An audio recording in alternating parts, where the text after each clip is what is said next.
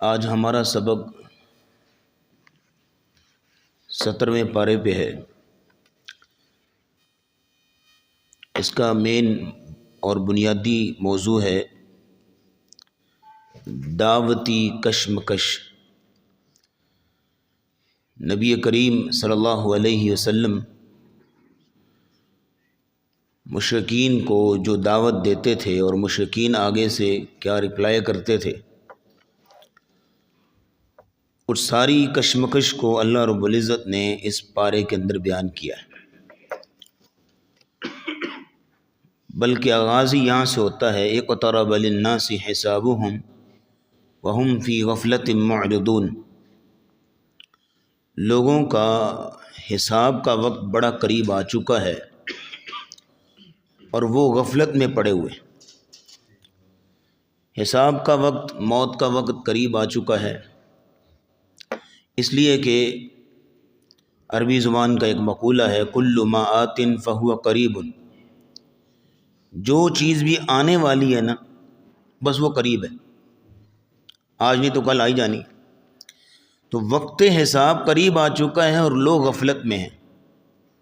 اس غفلت سے مراد یہ ہے کہ اللہ کے احکامات کو اگنور کر رہے ہیں، اللہ رب العزت کی تعلیمات، آخرت کی تیاری کو سرے سے اہمیت ہی نہیں دے رہے۔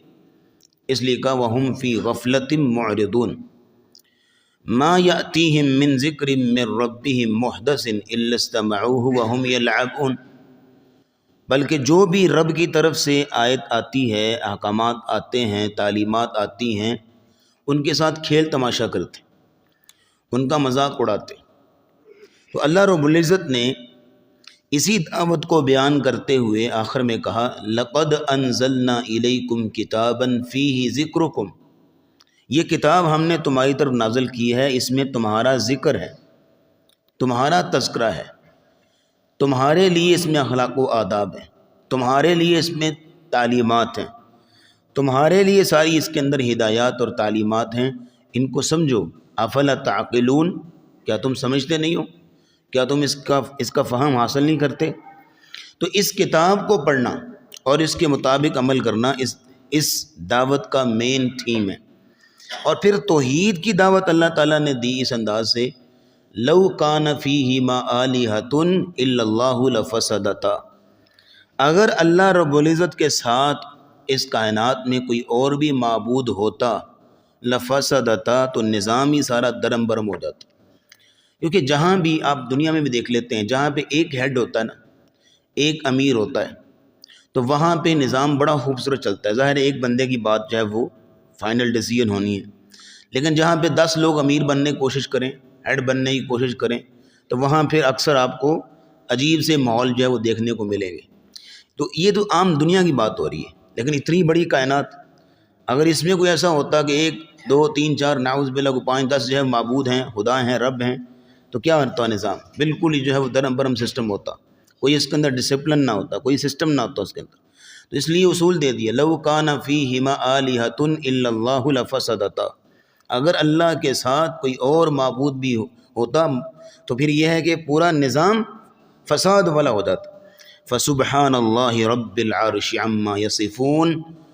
تو اللہ رب العزت پاک ہے، عرش کا مالک ہے، عما یصفون، پاک ہے ان ساری چیزوں سے جو یہ بیان کرتے ہیں۔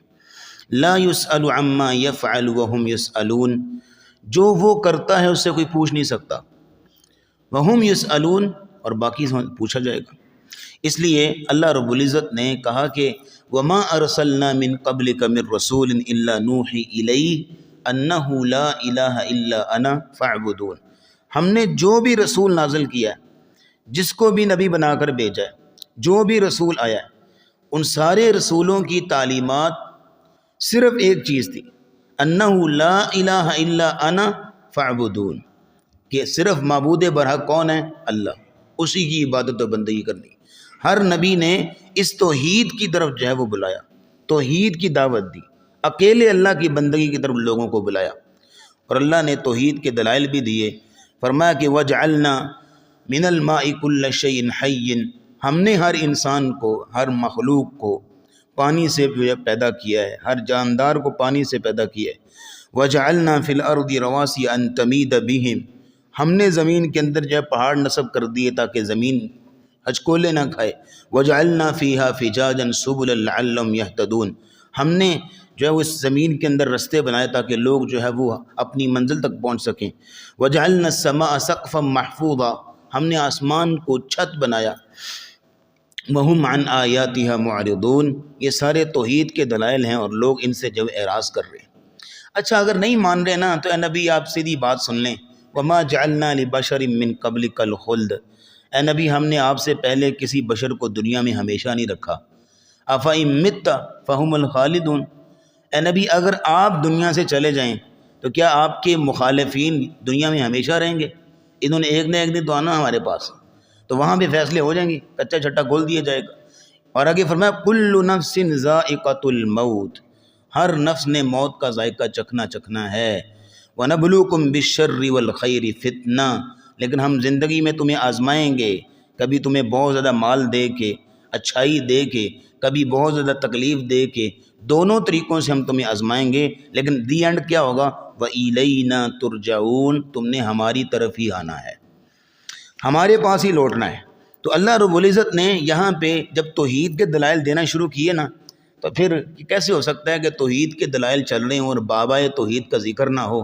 تو اللہ تعالیٰ نے یہاں پہ حضرت ابراہیم علیہ السلام کا بھی تذکرہ کر دیا کہ جب وہ توحید کا علم لے کے اٹھے تھے اور انہوں نے اپنی قوم کو توحید طرف بلانے کی دعوت شروع کی تھی، اپنی قوم سے کہا ما هذه التماثيل التي انتم لا عاکفون، یہ کیا یہ بت مورتیاں جن کی تم پوجا کرتے ہو؟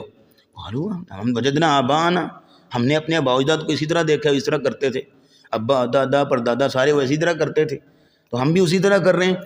قال لقد کنتم انتم وآباؤکم فی ضلال مبین، تم بھی اور تمہارے باپ دادا اسی طرح گمراہ ہی رہے ہو، تم نے حق حاصل ہی نہیں کیا۔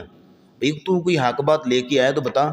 کہا بر ربکم رب السماوات والارض الذی فطرہن وانا علی ذلکم من الشاہدین، رب تمہارا وہ ہے جس نے زمین کو پیدا کیا اور آسمان کو پیدا کیا۔ اور ابھی میں دیکھتا ہوں، دکھاتا ہوں تمہیں، وَتَاللَّهِ لَأَكِيدَنَّ أَصْنَامَكُمْ بَعْدَ أَن تُوَلُّوا مُدْبِرِينَ، تمہارے معبودوں کا تیہ پانچہ میں کرتا ہوں۔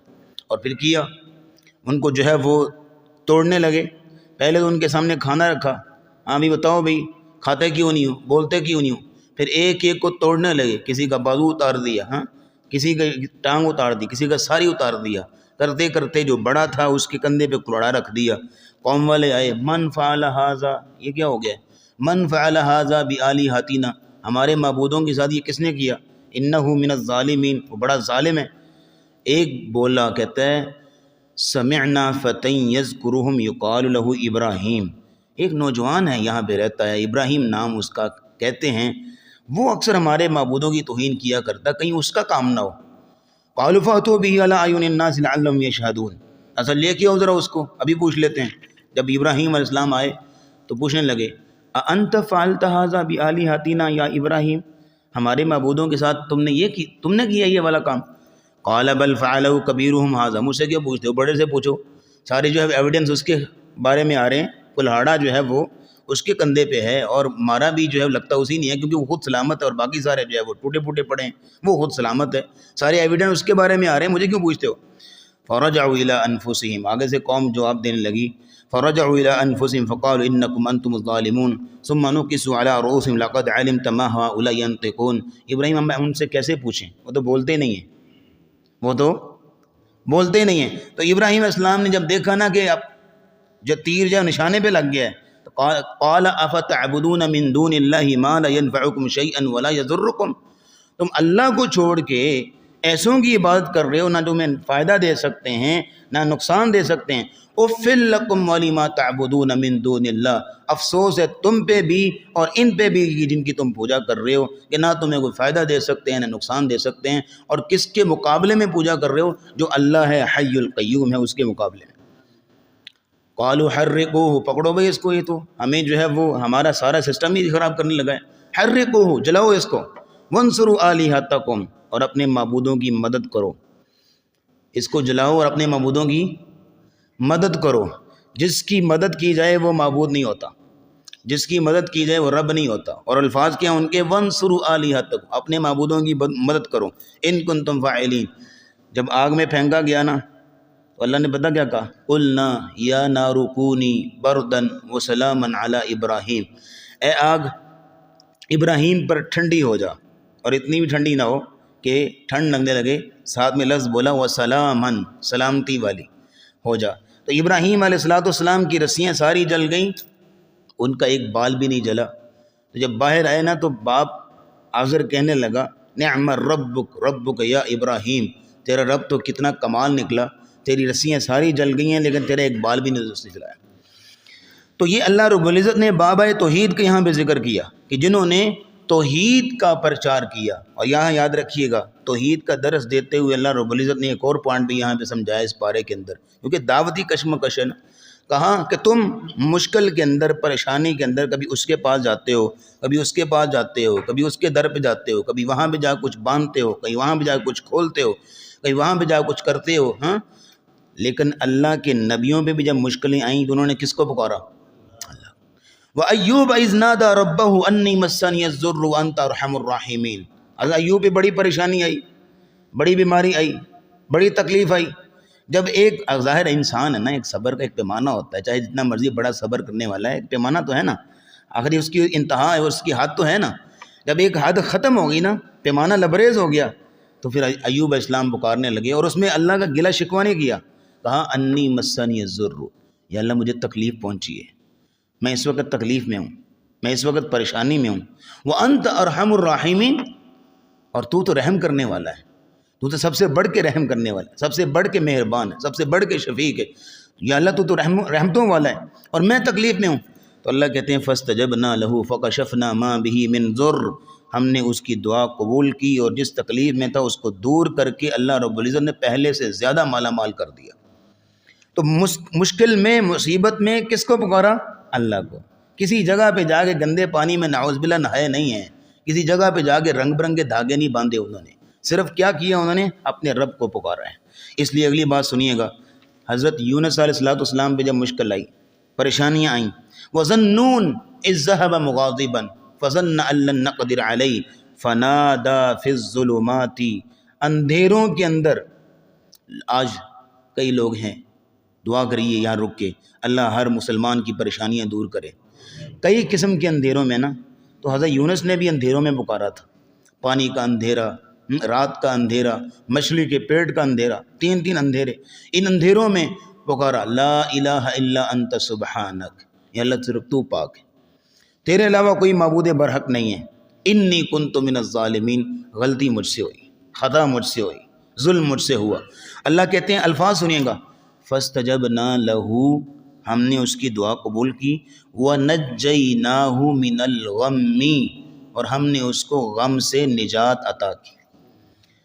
علماء یہاں کہتے ہیں کہ جو بندہ غموں کے اندر ہے، زندگی کی پریشانیوں کے اندر ہے، وہ ذرا دل لگا کے لا الہ الا انت سبحانک انی کنت من الظالمین پڑھ لے، صبح و شام پڑھے، ہر نماز کے بعد پڑھے، جب وقت ملے پڑھے، کوئی خاص وقت نہیں ہے اس کے لیے، خاص تعداد بھی نہیں ہے، کثرت سے پڑھے۔